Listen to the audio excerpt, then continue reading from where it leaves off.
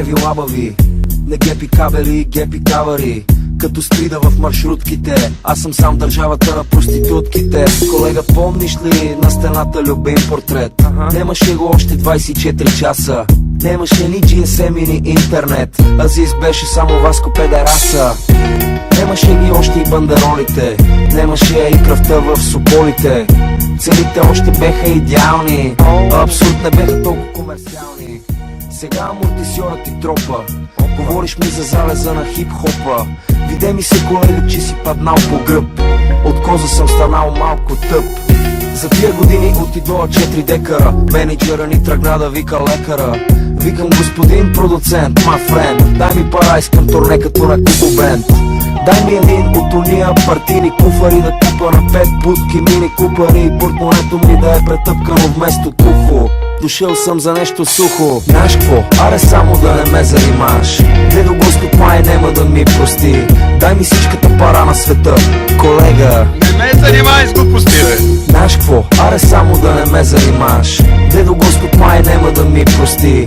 Дай ми всичката пара на света, колега. Не ме занимай с глупости, бе. То ми опява като пот. Бе, това вашето не е точно хип-хоп. Извинявай, шефче, помна времето, когато джойнта беше левче, а ти не беше толкова отворен. Ще ти еба майката глупак. Аз съм кандидат премиер, другия път ще ме изберат и милиони микроби ще умрат.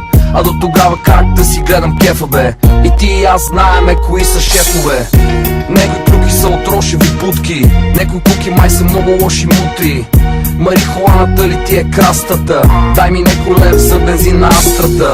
В момента и ти си като всички бит без парламента, да лапаш пишки е бизнес. Нали ги видех общественици, некои курви направиха много пари. Оставам, ама ми се заминава, за слава не ми се занимава. Батенце яде мечинки, сойки, нема кинти, деба тия МП3. Нещастник, седи дома, чети шок. Кажи ми шубелите, бе ми шок. България не ме обича, аз съм бати пича. Да ти е бама. Знаеш какво? Аре само да не ме занимаваш. Дедо Господ май нема да ми прости.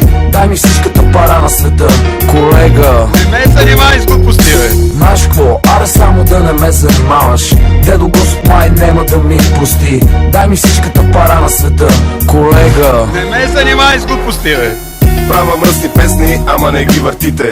Почвам да пея за луната и звездите. Една луна наеба звездата. Грешка на езика, но съм занаята. Господин министър, напиши ми факс. Миришеш ми на стария ми Air Max. Моля ти, вземе едно интервю. Я ми дъхни. Една кой си вземи лекви дъвки. Твоята жена е моята порно гордост. Някой трябва да поеме политическата отговорност. Братство, дали да ти не серем устенцата. На жена ти правим синки по коленцата. Тя обаче погледна в твоята чиния. Затова остана само в моята чекия. Искам да ида в парламента. Иди, никога няма да имаш хемороиди. Господин депутата гледа девствено.